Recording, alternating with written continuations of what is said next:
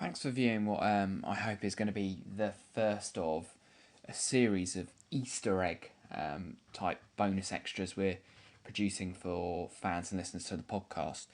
Um, just to say that we're calling these the secret screencasts, which is nice because it's a nice bit of alliteration, but also mainly because we've got quite a lot of listeners now to the podcast. We have about 15,000 people listen per show, and we've had 500,000 downloads in total, which is great. And it's brilliant to have that many listeners. But there's a few tips and ideas we occasionally have that we want to share, not with everyone. So you've probably had to jump through a couple of hoops to get and listen to this screencast. So thanks for doing that. We really appreciate it, and it's good to know that there's people making that effort. But also, additionally, just a quick favour, if I could ask, if you don't retweet or share or email this to anyone, and just kind of keep it to yourself, if that's okay. Mainly because nothing what I'm talking about here is black hat or underhand or anything that is dodgy in any way, shape or form.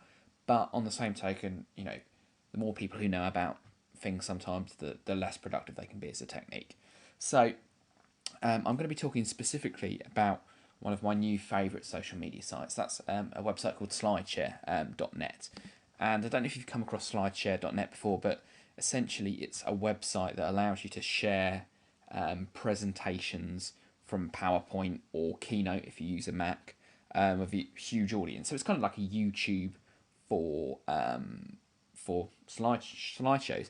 You can include audio, but you don't have to. And if you don't have to, you kind of use a presentation in a slightly different way. So I'm just signed in as myself here, so I can show you a few that I've done previously and some of the success stories we've had there. So I've done about 7 presentations. A few were just ones that colleagues have created and delivered, but there's a few particularly that have done quite well. So there's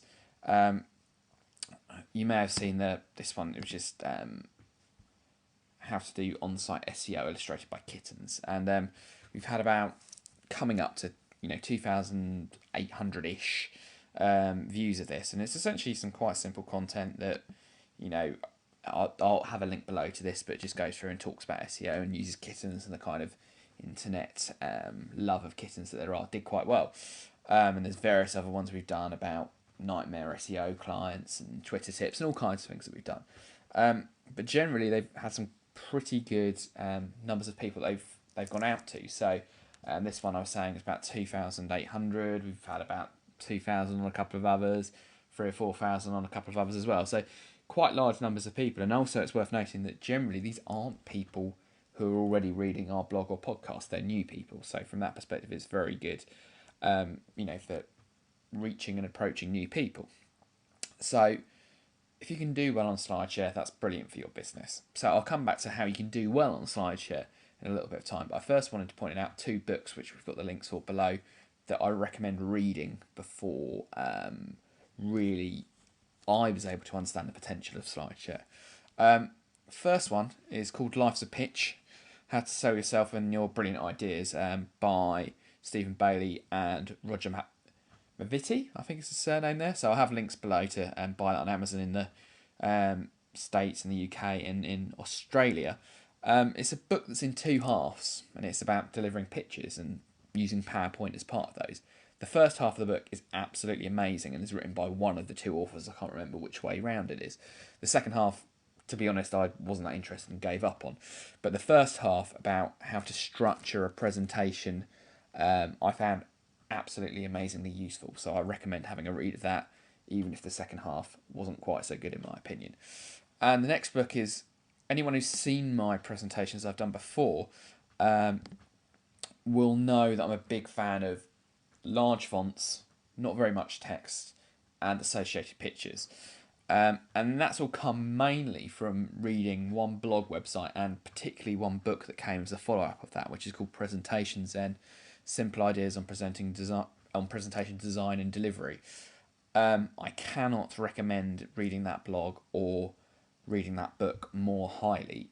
It's brilliant if you've got to do any kind of PowerPoint presentations in your work life anyway, but if you're trying to do well on SlideShare, you can just bung up your slides that you might have created in the past, but I really think it's worth taking some time to try and make your presentations as good as possible. So the better the content is, the greater likelihood they will do well on SlideShare. So going back to the Slideshare homepage, you can embed your SlideShares in your blog or in your, you know, you can send people to a link to it on Twitter or whatever. There's lots of ways you can embed it like you would a YouTube video, and that's great for exposing this content to your current audience. But really, what you want to try and do is get it to reach out further than that.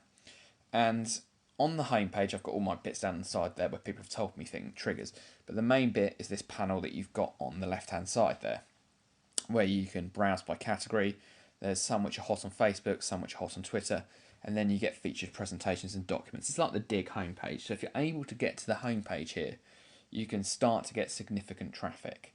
The featured presentations are chosen editorially. So it's not based on votes. So all these ones where you've got the images down here, or the other ones where they've got presentations of the day on the right-hand side there, they're all chosen by the people behind the site.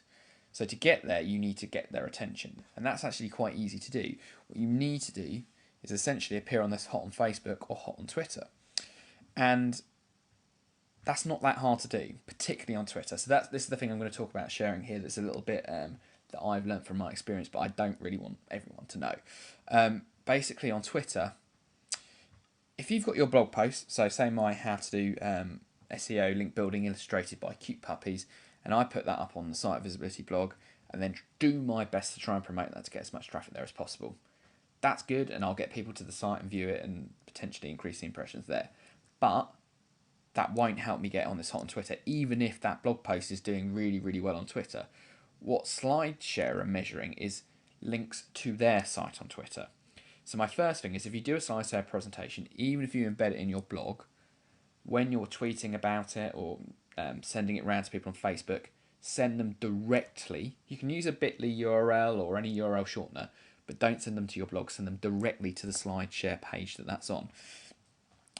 And you don't actually need that many mentions to go hot on Twitter, particularly if it's a kind of off-peak time. So I find that before the States wake up in the morning in the UK, it's a great time to do that. So first of all, always tweet the Slideshare URL, not your website one. Secondly, try and choose a time that's not too busy in order that there's lots of other websites doing, promoting their Slideshares at the same point in time. But then my third tip is to, encourage people to tweet it like you normally would. Maybe say, please retweet, maybe direct message a few of your friends to ask them to do it. But also it's worth thinking about, on Twitter a lot you get people who retweet your content automatically if you use a hashtag. So one that's used quite often, if you use the hashtag SEO, that gets retweeted. If you use the hashtag Brighton, there's lots of feeds that retweet that. So consider using those commonly used hashtags that people retweet automatically in your thing there. So I found it doesn't actually need to be that many, kind of in the 5 or 6 within a close proximity of time, or maybe 10 or 20 over a slightly longer period of time, can get you onto this hot on Twitter list. And once you're there, you'll go from maybe a couple of hundred impressions and views you might get on your own website up to the thousands of views there. And that's just the start of it. Slideshare have some great tools that they're building in that cost money, and I've not really experimented with as much as I would like yet, but are quite useful, which allow you to generate leads off the back of the people viewing your slideshow. So yeah, that's my first top tip there. Use Slideshare because it's a great way to build the brand and reputation of your business. Create great presentations in the first place. That goes without saying. Don't put up something rubbish because it's never going to get popular. But if you produce something good, here's a good way of trying to get a bit more traction out of that brilliant content. Tweet about it. Tweet directly to the page on Slideshare.